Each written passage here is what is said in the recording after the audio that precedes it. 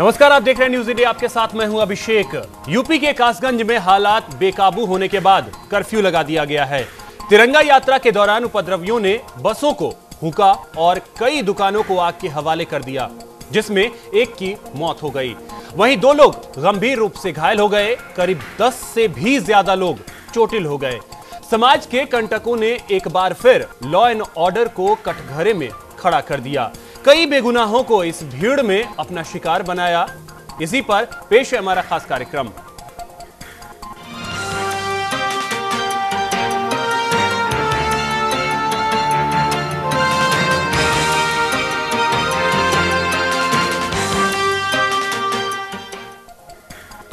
UP के कासगंज में ABVP की तिरंगा यात्रा के दौरान हालात बेकाबू हो गए।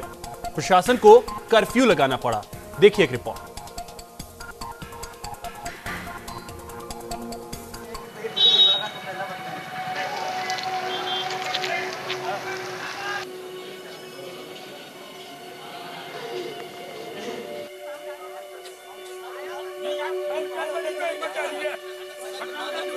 कासगंज में तिरंगा यात्रा के दौरान हुए बवाल में चंदन गुप्ता की मौत हो गई।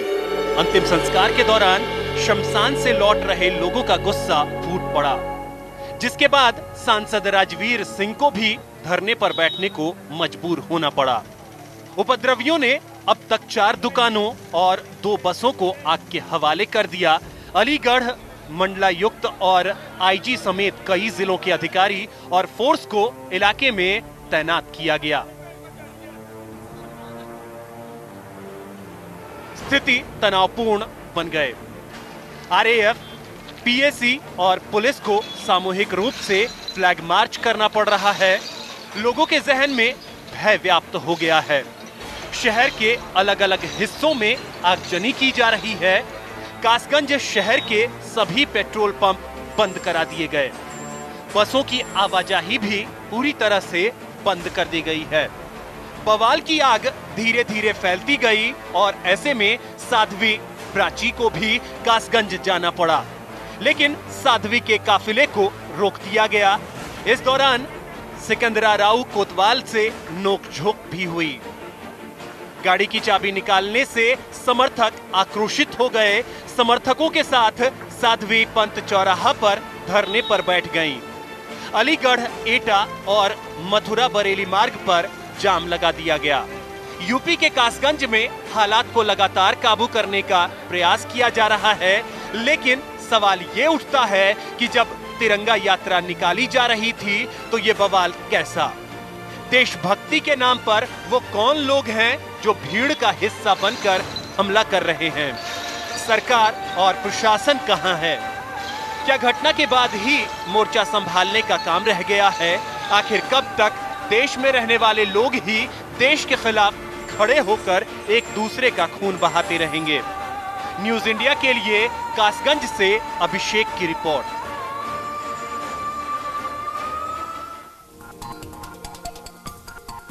तो इस वक्त कासगंज में बवाल मचा हुआ है और अभी की अगर हम बात करें, हालात वहां बेकाबू हैं। एबीवीपी की ओर से तिरंगा यात्रा निकाली गई थी गणतंत्र दिवस के मौके पर कल, लेकिन उसके बाद वहां जिस तरीके का माहौल है उसमें धारा 144 भी लगाई गई है, कर्फ्यू लगा दिया गया है। हालात इस वक्त बेकाबू हैं। कासगंज में साध्वी प्राची भी वहां पहुंचती हैं। सांसद को भी धरने पर बैठना पड़ता है। तो यह है उत्तर प्रदेश के कासगंज के हालात, जहां पर एबीवीपी की ओर से जब एक तिरंगा यात्रा निकाली जाती है उस दौरान उपद्रव होता है और उस उपद्रव के बाद एक युवक की मौत होती है और उस मौत के बाद जब उन शव को अंतिम संस्कार के लिए ले जाया जाता है, शमशान से लौटते वक्त हंगामा बरपता है और हालात पूरी तरीके से बेकाबू हो जाते हैं। पुलिस का दावा इस वक्त यह है कि हालात काबू में हैं, लेकिन जो फिलहाल खबरें आ रही हैं छनकर, उसमें यह जानकारी मिल रही है कि हालात पूरी तरीके से कासगंज में बेकाबू हो गए हैं। ऐसे में कई सवाल उठते हैं कि आखिर देश में तिरंगा यात्रा के खिलाफ कौन लोग हैं, आखिर हंगामा क्यों बरपता है?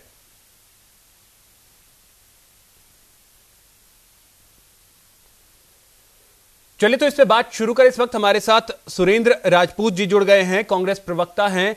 सुरेंद्र जी, बहुत बहुत स्वागत है आपका न्यूज इंडिया पर। जी धन्यवाद अभिषेक। सर, जो कासगंज के इस वक्त के हालात हैं, प्रशासन का दावा यह जरूर है कि काबू में हैं, लेकिन खबरें ये आ रही हैं कि पूरी तरीके से हालात बेकाबू हैं। इस पर क्या कहेंगे सर? देखिए, सरकार का काम है किसी भी तरीके की सांप्रदायिक हिंसा के खिलाफ बात करना, काम करना, लेकिन ये सरकार पूरी तरीके से विफल हो रही है। तिरंगा यात्रा पर आप किसी भी सूरत में किसी भी वायलेंस को, किसी भी हिंसा को आप समर्थन नहीं कर सकते, लेकिन इसकी सबकी पूरी गंभीरता से जांच भी होनी चाहिए कि आखिर ये हिंसा हुई तो हुई क्यों, और ये हिंसा कासगंज में तिरंगा यात्रा के दौरान ही क्यों हुई, और कल हिंसा हो गई थी, आज उसके वो लड़का जो एक्सपायर हुआ है, जो हम पूरा उसको नमन करते हैं, लेकिन उसकी मौत किसकी गोली से हुई ये भी जांच का विषय है। और उसके बाद उसकी अंतिम यात्रा से लौटते समय ये हिंसा क्यों हो रही है, कौन वो लोग हैं जो उसकी मौत का लाभ उठाना चाहते हैं, कौन वो लोग हैं जो उसकी मौत को कहीं न कहीं बाजार में बेचना चाहते हैं। पूरी तरीके से ये हाई कोर्ट के जज से जांच होनी चाहिए और दोषियों के खिलाफ कठोरता से कानूनी कार्रवाई होनी चाहिए। लेकिन सुरेंद्र जी, कहीं ना कहीं ये चीजें भी तो हैं कि तिरंगा यात्रा अगर निकाली गई तो कुछ लोग उसके तो विरोध में हैं, तभी ये हिंसा कहीं ना कहीं भड़की है। देखिए, मैं तो बहुत ही स्पष्ट बात कह रहा हूं अभिषेक, जो लोग भी दोषी हैं हिंसा के, उनके खिलाफ सख्त से सख्त कानूनी कार्रवाई होनी चाहिए, और इसकी जांच जरूर एक हाई कोर्ट के मजिस्ट्रेट को करनी चाहिए कि आखिर तिरंगे के विरोध में हिंदुस्तान में कौन हो सकता है। तिरंगे के विरोध में कोई हिंदुस्तानी नहीं हो सकता, ये बात अपने आप में सच है, क्योंकि दोनों पक्षों के अपने अपने दावे हैं। यहाँ पर तिरंगा यात्रा निकालने वालों के अपने दावे हैं, और तिरंगा यात्रा में जिस तरीके की बातचीत हुई उनके अपने दावे हैं। और दावों को छोड़िए, जो सबसे बड़ी बात यह है कि आज हिंसा क्यों हुई, आज हिंसा क्यों हुई, ये सारी चीजें जांच का विषय हैं। तुरज जैदी जी इस वक्त हमारे साथ जुड़ गए हैं, बीजेपी प्रवक्ता हैं। तुरज जी, बहुत बहुत स्वागत है आपका न्यूज इंडिया पर। जी धन्यवाद सर, कौन लोग वो हैं जिन्होंने इस तरीके के हालात कासगंज में पैदा कर दिए सर, कि तिरंगा यात्रा के दौरान इस तरीके का हंगामा होता है, युवक की जान जाती है, और आज वहां पे हालात ऐसे हैं कि लोगों के घरों में आग लगाई जा रही है, गाड़ियों में आग लगाई जा रही है। बहुत चिंता का विषय है कासगंज की घटना कि तिरंगा यात्रा का विरोध करने वाले कौन हो सकते हैं। तिरंगा यात्रा का विरोध करने वाला निश्चित रूप से भारतीय तो नहीं हो सकता है, क्योंकि तिरंगे का सम्मान हम सब भारतीयों का सम्मान है। और ये इस वक्त राजनीतिक दलों की हताशा है कि माननीय योगी जी ने जो सुशासन बनाया है, जो राम राज बनाया है, जो प्रदेश को विकास की तरफ ले जा रहे हैं, ये एक विरोध है, उनकी मानसिकता का परिचय है विरोधी दलों का, कि वो एक साजिश के तहत ये षड्यंत्र रद्द कर रहे हैं कि माननीय योगी जी के शासन को, रामराज को बदनाम करने की साजिश है। तो सर, क्या ये राम राज्य है जो हालात रामराज नहीं, रामराज को स्थापना करने की माननीय योगी जी प्रयास कर रहे हैं। विरोधी दलों की राजनीति है, सोची समझी रणनीति है कि उत्तर प्रदेश में जो शासन इतना अच्छा चल रहा है उसको किसी तरीके से बदनाम किया जाए, माननीय योगी जी की नीतियों को खराब किया जाए। सुरेंद्र जी, आप बताइए कि तिरंगा यात्रा का विरोध करने का कोई औचित्य बनता है? बिल्कुल, और कोई भी इसका विरोध नहीं कर सकता, और क्यों कर रहा है? सुरेंद्र जी, आरोप तो कहीं ना कहीं आप पर और विपक्षी दल सपा। देखिए, जैदी साहब ने जो आरोप लगाया, अगर उसके पक्ष में इनके पास प्रमाण है तो पुलिस के पास इन्हें जाना चाहिए, और हम सब विरोधी दलों को देशद्रोह के आरोपों में बंद करना चाहिए। और वरना इतने मिथ्या और इतने गंदे आरोप लगाने से पहले जैदी साहब जैसे लोगों को सोचना चाहिए कि वो बोल क्या रहे हैं। क्या वो ये कहना चाहते हैं कि सिर्फ भारतीय जनता पार्टी के लोग देश समर्थक हैं, बाकी सब देशद्रोही हैं? किस तरीके की बातें ये लोग बात कर रहे हैं? विरोधी दलों का हिंसा से क्या लेना देना है? आप हिंसा को काबू नहीं कर पा रहे हैं, आपकी सरकार, आपकी पुलिस हिंसा को काबू नहीं कर पा रही है, और दोषारोपण विरोधी दलों के ऊपर, ये शर्मनाक बात सिर्फ भारतीय जनता पार्टी के ही लोग कर सकते हैं। हम तो हमेशा कहते हैं कि कानून को हाथ में लेने वाले जो उपद्रवी हैं उनका किसी भी दल से कोई नाता नहीं हो सकता। और निश्चित तौर पर जो लोग भारत के संविधान को और भारत के कानून को नहीं मानते हैं वो कांग्रेस के समर्थक नहीं हो सकते, या वो किसी और अन्य राजनीतिक दल के समर्थक नहीं, इवन भाजपा के समर्थक नहीं हो सकते, हम तो ये कहते हैं। लेकिन भारतीय जनता पार्टी के लोगों को ये फोबिया है कि अपने आप को देश को समर्थक साबित करने के लिए दूसरों को देशद्रोही साबित करना चाहते हैं। मुझे ऐसा लगता है कि ऐसे लोगों के खिलाफ भी कठोर कानूनी कार्रवाई होनी चाहिए। जैदी साहब जैसे लोगों के खिलाफ भी कानूनी कार्रवाई होनी चाहिए कि अगर इनके पास कोई प्रमाण है कि हम लोगों ने हिंसा भड़काई है तो हमारे खिलाफ देशद्रोह का मुकदमा करें। बिल्कुल, सरकार उनकी है और उनको ये कार्यवाही जल्द से जल्द करनी चाहिए अगर विपक्षी दल ऐसा कुछ कर रहे हैं तो। अनुराग भदौरिया जिस वक्त हमारे साथ जुड़ गए हैं सपा से। अनुराग जी, बहुत बहुत स्वागत है आपका न्यूज इंडिया पर। जी धन्यवाद सर। चर्चा में तो इस वक्त आप शामिल हुए हैं, लेकिन इससे पहले तुरत जैदी जी बीजेपी से आरोप लगा चुके हैं जो कासगंज में हुआ विरोधी दलों की एक साजिश है, क्योंकि यूपी में राम राज्य लाने की कोशिश जो योगी आदित्यनाथ कर रहे हैं उसमें खलल डालने की एक कोशिश है विपक्षी दलों की। और विपक्षी दल कहीं ना कहीं मुख्य विपक्षी दल आप ही हैं। जब दंगा हुआ था, अपने दलितों को मारा गया था तो किसका हाथ था? पुलिस ने 8 साल के बच्चों को मारा तो किसका हाथ था? डकैती अभी रात में हुई है जिसमें 2 लोग मारे गए, उसमें किसका हाथ था? आपके बीएचयू में जो बच्चियों को लाठियों से पीटा गया उसमें किसका हाथ था? बीच चौराहे पे आंगनबाड़ी लड़कियों को लाठियों से पीटा पार्टी में, उसमें बीजेपी की सरकार ने पीटा, किसका हाथ था? गोरखपुर में बच्चे मारे गए, 1000 बच्चे मारे गए, उसमें भी किसका हाथ था? ये भारतीय जनता पार्टी के लोग मानसिक रूप से अपने आप को देश का समझते ही नहीं है। ये हमेशा शासन की बात तो करते हैं, जब जिम्मेदारी की बात आती है तो उसकी जिम्मेदारी लेने की बजाय विपक्ष पे, समाजवादी पे डालने की कोशिश करते हैं। मैंने इतने इंसिडेंट बता दिए। ये बताएं, डीजीपी लाने अगर 25 दिन तक डीजीपी उत्तर प्रदेश में नहीं ला पाए तो क्या समाजवादी मना कर रही थी? क्या समाजवादी ने बोला था गोरखपुर में इतने बच्चों? ये अपनी जिम्मेदारी से भाग रहे हैं। तब तक जिम्मेदारी से भागेंगे क्योंकि इनको झूठ की राजनीति करनी है। झूठ के दम पे सरकार बनाते हैं, बहकाते हैं लोगों को, धर्म और जाति के नाम पे बहकाते हैं। आज क्या है?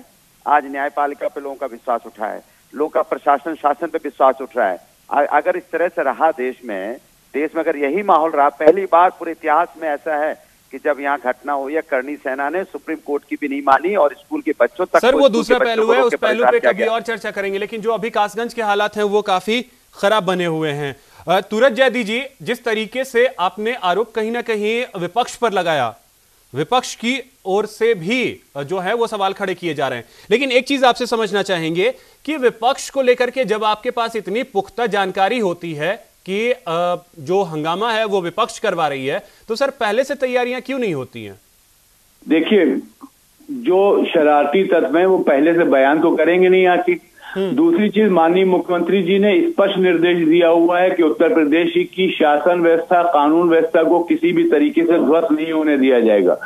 अभी शासी भवन में माननीय मुख्यमंत्री जी ने आपात बैठक ली है। डीजीपी ऑफिस से डी.के. ठाकुर जी को, जो आईजी हैं, उनको घटनास्थल पर भेजा गया है। अलीगढ़ और आगरा के आईजी घटनास्थल पर मौजूद हैं। गिरफ्तारियां हो रही हैं। जांच रिपोर्ट आने दीजिए, दूध का दूध और पानी का पानी हो जाएगा कि माननीय योगी जी के शासन को बदनाम करने के लिए किस हद तक ये षड्यंत्र कर रहे हैं। और जांच रिपोर्ट आने के बाद जो कठोरतम कार्रवाई होगी वो उत्तर प्रदेश शासन करेगा। माननीय योगी जी ने स्पष्ट निर्देश गृह विभाग को दे दिए कि किसी भी स्थिति में शांति व्यवस्था खराब नहीं होनी चाहिए, इसको तत्काल काबू में लाया जाए। जो भी ऐसे लोग, पुलिस उसमें नाकाम दिख रही है, पुलिस फिलहाल उसमें नाकाम दिख रही है। सचिन सिंघल जिस वक्त हमारे साथ जुड़े हैं, विहिप प्रदेश उपाध्यक्ष हैं। सचिन जी, बहुत बहुत स्वागत है आपका न्यूज इंडिया पर। सर, एक चीज आपसे जानना चाहेंगे कि ऐसे कौन से तत्व हैं समाज में जो तिरंगा यात्रा के खिलाफ हैं? क्योंकि तिरंगा यात्रा के दौरान अगर ये हिंसा सामने आती है तो सवाल उठता है ये कि आखिर कौन ऐसे तत्व हैं जो तिरंगा यात्रा के खिलाफ हैं? ऐसे बहुत सारे लोग हैं जो हमारे देश में रहते हुए भी इस देश को अपना नहीं मानते। इसीलिए जो तिरंगा यात्रा है और ये गणतंत्र दिवस का कार्यक्रम था, उन सब लोगों को हम लोगों के साथ तिरंगा यात्रा में शरीक होना चाहिए था। लेकिन जो लोग देश में रहते हुए भी देश को अपना नहीं मानते, ऐसे लोगों की मानसिकता इस दंगे को दर्शाती है कि ये तिरंगा यात्रा थी किसी संगठन की यात्रा में थी, देश का एक पर्व था, उसको हर्षोल्लास के साथ गुजर रहे थे, तो उन्होंने उस तिरंगे की यात्रा मतलब दूषित मानसिकता होने के कारण उन पर आक्रमण किया है। जी। और उसके बाद जो जिस तरीके से सर उसके बाद जो हंगामा बरपा है, अभी भी कुछ देर पहले की अगर हम बात कर लें तो कई घरों में आग लगाई गई है और कई गाड़ियों को आग के हवाले कर दिया गया। सर अब किस चीज की हिंसा? हिंसा देखो, क्रिया की प्रतिक्रिया हमेशा होती आई है। क्रिया के विपरीत एक प्रतिक्रिया। जी देखो, आक्रोश एक समाज का, ये दो समाज के लोगों का, दो धर्मों के लोगों का विवाद उत्पन्न हो गया है। तो किस तरह जो हुआ है, हमारे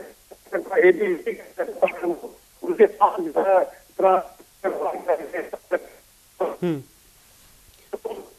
तो ये जो हालात हैं वो क्रिया के विपरीत एक प्रतिक्रिया है।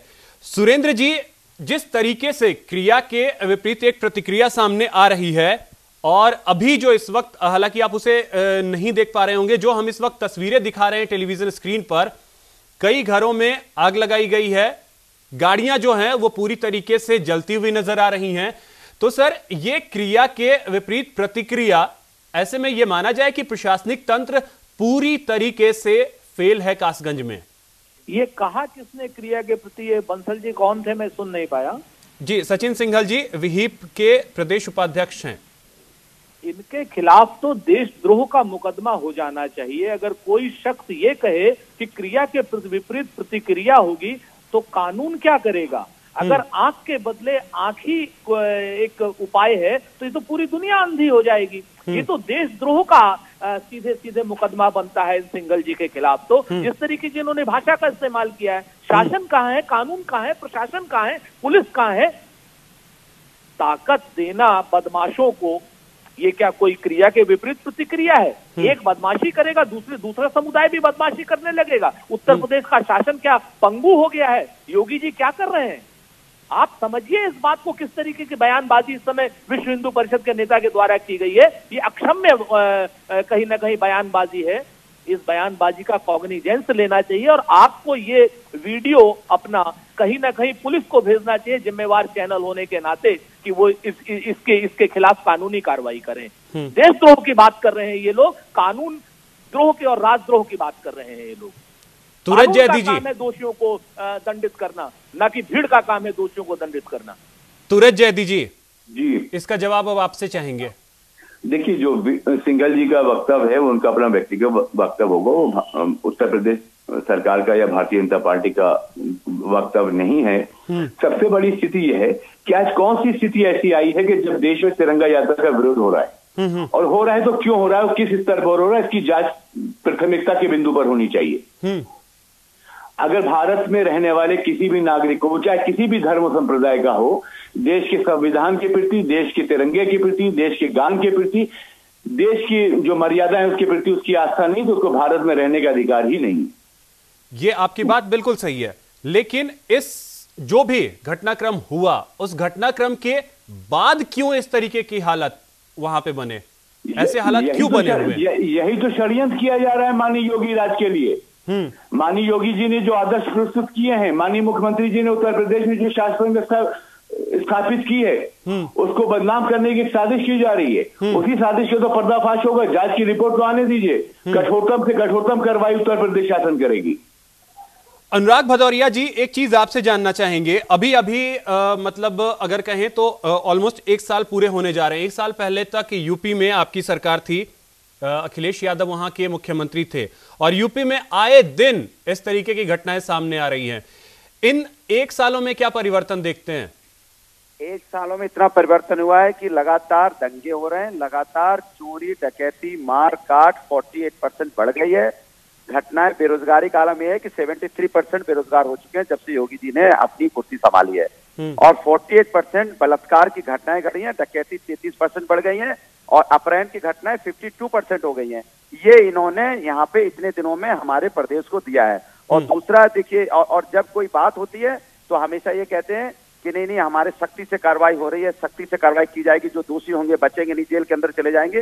ये साल भर से सुनते सुनते अब तो ऐसा करता है कि मैं खुद ही सुसाइड कर लूं जाके। इतना सुनते सुनते मैं पागल हो गया हूं कि दोषियों के प्रति किस दोषी के प्रति करो। रोज वही तो बात वही होगी ना, एक थप्पड़ मार के जाता है, बस आपकी कल थप्पड़ मारना तो मैं देखता हूँ।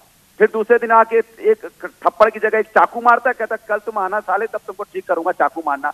मारते मारते आदमी को मार डालता है। ये कहते रहते कल आना परसों आना हम देख लेंगे। ये है योगी सरकार, हमेशा यही कह रही है कि अब की देख लेंगे, अब की देख लेंगे, और देख कभी पा नहीं रहे हैं। कभी वहां पे सरेआम दिन में डकैती हो रही, कभी रात में डकैती हो रही, कभी ये देखा आपने कितनी कासगंज की घटना हो गई। इसके पहले शाहजहानपुर की हुई थी, उसके पहले आपने देखा होगा कि दिन दहाड़े सीएम ऑफिस के सामने मर्डर कर दिया गया था एक विधायक के बेटे का। ये घटनाएं दिन दहाड़े हो रही हैं और ये कह रहे हैं कि षड्यंत्र हो रहा है। अगर षड्यंत्र हो रहा है तो आपकी इंटेलिजेंस रिपोर्ट क्या करती है, आपकी पुलिस क्या करती है? आपकी पुलिस ढोलक मजीरा बजा रही है क्या? आपको पता नहीं चलता? षड्यंत्र भी हो जाता है, घटनाएं भी हो जाती हैं। ये सारी चीजें जो हैं वो जांच का विषय है, और जांच जो है कासगंज को लेकर के होगी तो फिर क्या कुछ निकल करके सामने आएगा ये देखना महत्वपूर्ण होगा। सचिन सिंघल जी, क्या आपको आवाज मिल रही है हमारी? जी सचिन सिंघल जी, अब आप पर सुरेंद्र जी का ये कहना था कि देशद्रोह का मुकदमा होना चाहिए, जिस तरीके से क्रिया और प्रतिक्रिया की आपने बात कही। मैंने केवल इतना कहा है कि जो वहां पर हुआ है, जो तिरंगा यात्रा का जो लोग विरोध उन्होंने इतना बड़ा बेईमान कर दिया। तिरंगा यात्रा देश प्रेमी जो अपने देश के पर्व को मनाने के लिए सभी नगर के वासियों के साथ तिरंगा यात्रा पूरा समाज उसका उन लोग विरोध कर रहे हैं। उन लोग का तरीका गलत है, वो आगे नहीं कर रहे हैं, इस तरह की घटना कर रहे हैं। अलग अलग हो सकते हैं, समाज के जागरूक लोग बैठ सकते थे। प्रदेश सरकार से हम लोग मांग करते हैं कि इसकी निष्पक्ष जांच हो, और जो विरोधी हैं वो किसी भी जाति धर्म के हों, उन्हें सख्त से सख्त कार्रवाई हो उनके खिलाफ, ताकि पूरे प्रदेश में ऐसे पैदा ना हो।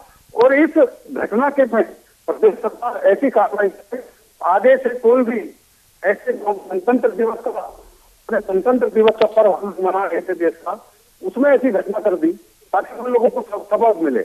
बिल्कुल, तो अब इसमें सरकार का क्या कुछ रुख रहता है ये देखना अहम होगा। तुरत जैदी जी, कहीं ना कहीं अब योगी सरकार की जिम्मेदारी बनती है कि जो भी असामाजिक तत्व थे जिन्होंने में इस घटना को अंजाम दिया है उन पर कार्रवाई हो। उम्मीद क्या करे कासगंज की जनता और यूपी की जनता?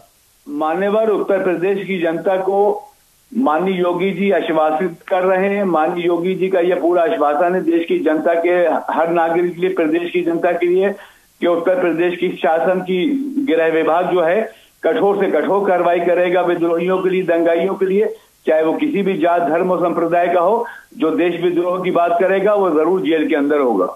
चलिए, हम भी इस चीज का इंतजार करेंगे और पूरी यूपी की जनता जो है वो इस चीज का इंतजार करेगी कि इन उपद्रवियों पर कम से कम जल्द से जल्द कार्रवाई हो। फिलहाल आप सभी मेहमानों का बहुत बहुत शुक्रिया हमारे साथ जुड़ने के लिए, इस चर्चा में शामिल होने के लिए। तो कासगंज में हालात पूरी तरीके से बेकाबू दिख रहे हैं, देखना अहम होगा कि कब तक इन उपद्रवियों पर कार्रवाई हो पाती है।